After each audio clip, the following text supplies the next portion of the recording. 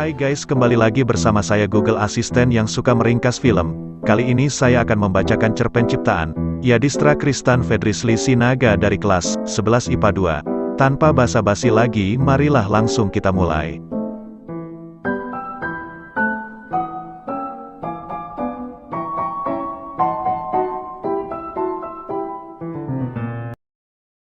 Cerita ini mengisahkan tentang seorang anak yang bernama Rika. Rika adalah seorang anak yang paling nakal di kelasnya. Ia selalu membuat kericuhan di kelasnya. Banyak teman sekelasnya yang tidak menyukainya dikarenakan sikap Rika yang terlalu sembrono terhadap mereka. Pada suatu hari, sekolahnya mengadakan kegiatan perkemahan yang akan diadakan di hutan. Beberapa hari sebelum dilaksanakannya berkemah, Rika dipanggil ke ruang guru. Dia diberi nasihat oleh gurunya agar nanti jangan berbuat macam-macam di sana supaya tidak terjadi suatu hal yang tidak diinginkan. Setelah dinasihati guru, Rika juga diberi surat kepada orang tuanya, agar nanti orang tuanya juga bisa menasehati Rika kembali di rumah. Akhirnya, hari yang ditunggu pun tiba. Di hari itu semua teman-temannya Rika sudah bersiap-siap untuk berangkat berkemah. Sebelum mereka berangkat, guru mengabsen mereka untuk memastikan mereka semua berada di sana. Tetapi, setelah diabsen, ternyata Rika belum datang juga. Lalu, gurunya pun menelepon orang tuanya si Rika. Ternyata, Rika takut untuk pergi berkemah dikarenakan dia berpikir kalau dia akan membuat kegaduhan di sana maka seluruh teman dan guru-gurunya akan terganggu.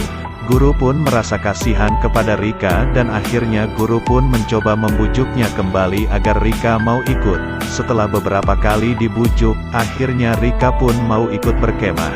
Setelah menunggu Rika, akhirnya mereka pun berangkat menuju kemah.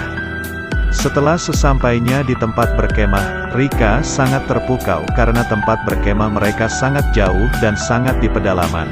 Akan tetapi, di sana kita dapat melihat pemandangan yang sangat indah. Setelah semua berada di tempat kemah, guru-guru menginstruksikan kepada semua anak agar langsung membangun tenda kelompok masing-masing.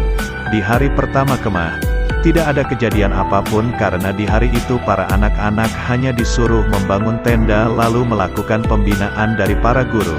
Lalu, di hari kedua, semua anak-anak diajak untuk pergi berjalan-jalan ke hutan secara berkelompok. Mereka juga mempunyai tugas yaitu menulis apa yang mereka lihat selama perjalanan.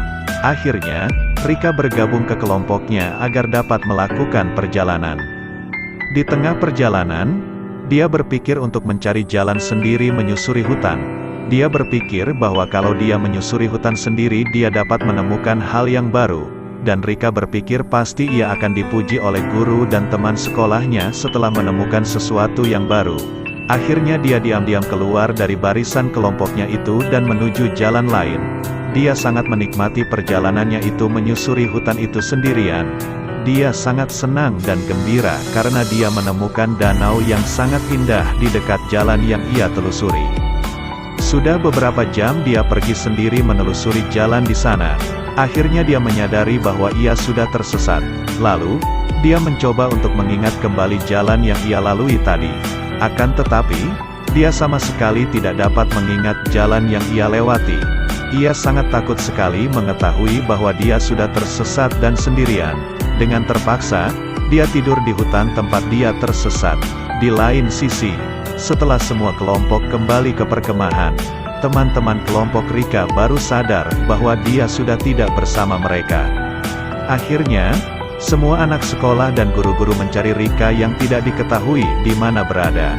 Selama proses pencarian, wali kelas Rika mencoba menelepon dan memberitahu orang tuanya si Rika dengan tenang bahwa dia sudah hilang. Dikarenakan syok mendengar berita bahwa anaknya telah hilang, orang tuanya segera bergegas pergi ke perkemahan mereka. Setelah beberapa saat, orang tuanya Rika pun datang ke tempat perkemahan itu.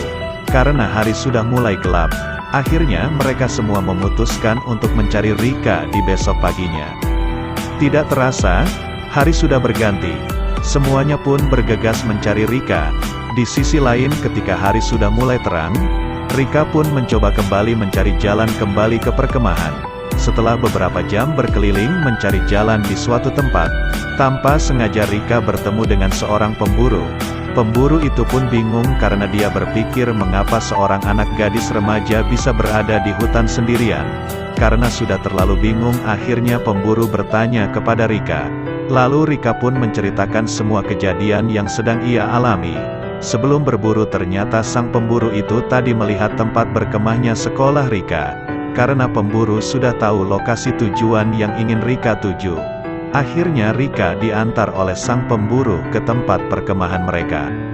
Sesampainya di tempat berkemah, Rika langsung meminta maaf kepada semuanya, terutama kepada orang tuanya karena sudah membuat mereka panik dan membuat orang tuanya cemas.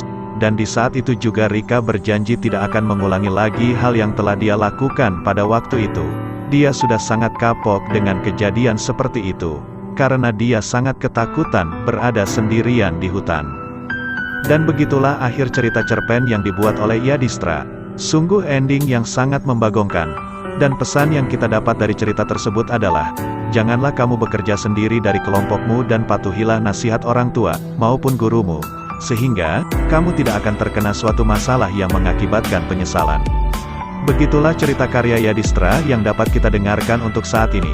Dan di akhir kata, maaf jika ada kesalahan kata dan juga maaf jika backgroundnya agak ngawur. Sekian dari saya, terima kasih. I'm an icon, man. And my girl about a 10. I should fuck her in a Benz.